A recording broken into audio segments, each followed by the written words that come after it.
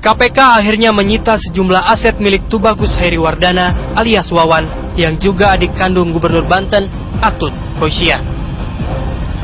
Selain kasus korupsi alat kesehatan di Provinsi Banten, Wawan dan Atut dijerat pasal TPPU atau tindak pidana pencucian uang.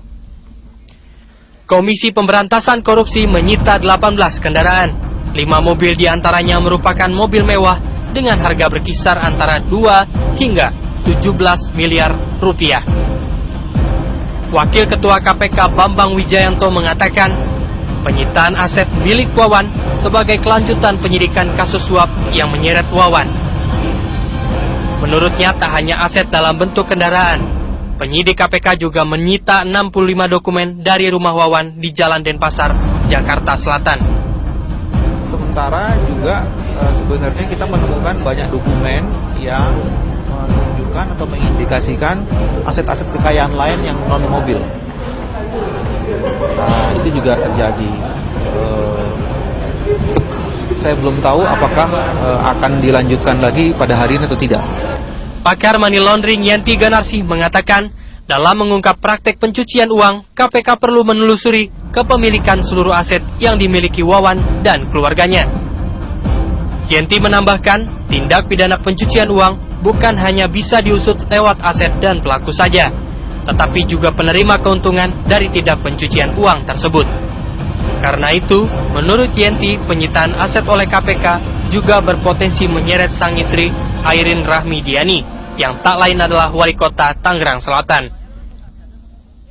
Berkaitan dengan pertanyaan, kalau ada seorang suami yang melakukan kejahatan, kemudian apakah istrinya bisa kena TPPU?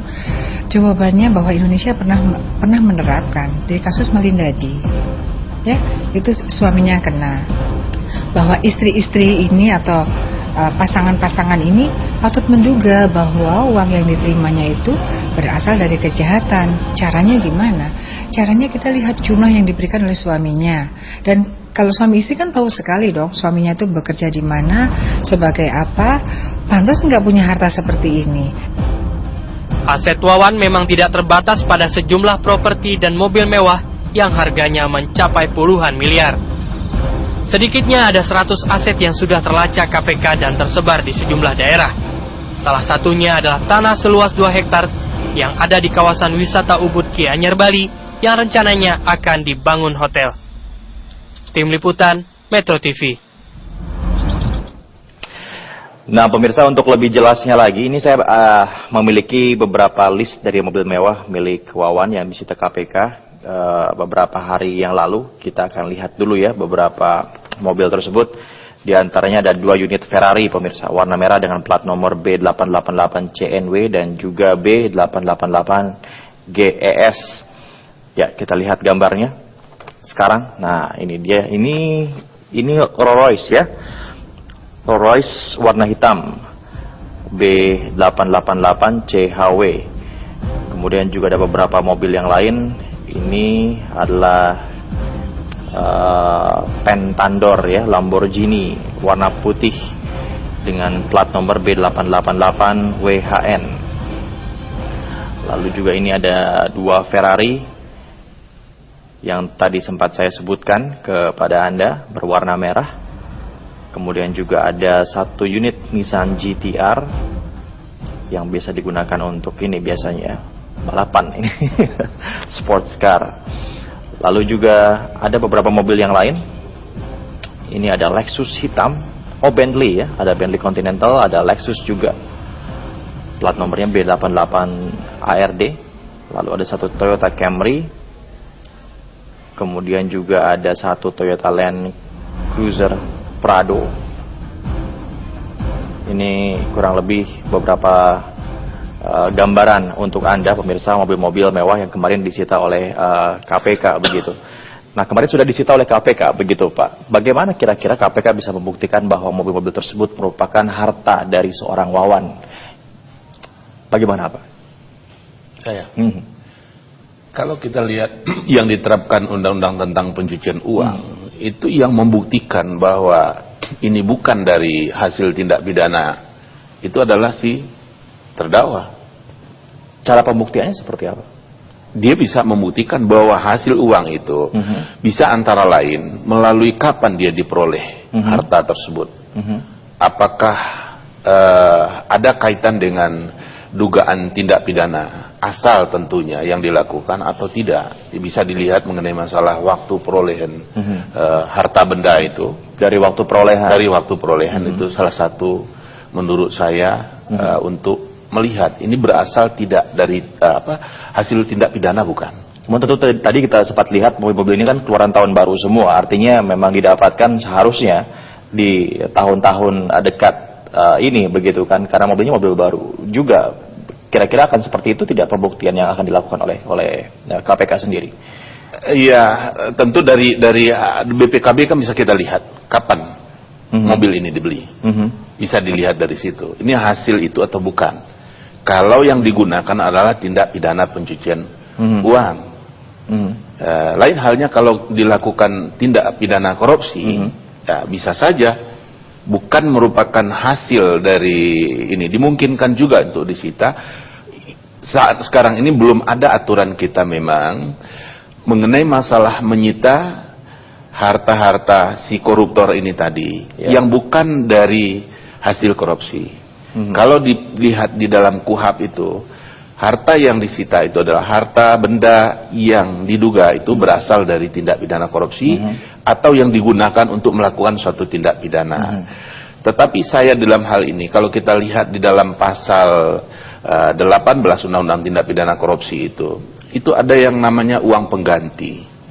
Saya dari dahulu menyuarakan, begitu orang diduga laku korupsi, sita semua hartanya. Kalau nanti jangan sampai ini dialihkan sehingga kalau dijatuhkan uang pengganti, ini nggak ada, ini pepesan kosong. Toh kan kalau disita nanti itu tidak hanya, kalau saya berpendapat, ini baru pendapat, tidak hanya uang yang diperoleh dari korupsi, tetapi juga bukan dari korupsi pun juga menurut saya perlu disita. Kalau tentang tindak pidana korupsi. Kenapa? Karena itu dimungkinkan. Ini yang saya juga mengkritik pembentuk undang-undang. Uang pengganti ini saat sekarang itu dijadikan hukuman tambahan. Hukuman tambahan ini boleh dijatuhkan, boleh tidak. Padahal tindak pidana korupsi itu menurut saya hakikatnya adalah kejahatan terhadap harta benda. Harta bendanya yang ini yang harus kita kembalikan, dipulihkan. Uang negara yang rugi ini harus dikembalikan lagi. Nah, kalau harta-harta, jadi tidak harus dari, bisa saja harta yang dari kejahatan ini sudah dia jual, sudah dia nikmati, boleh saja kita sita.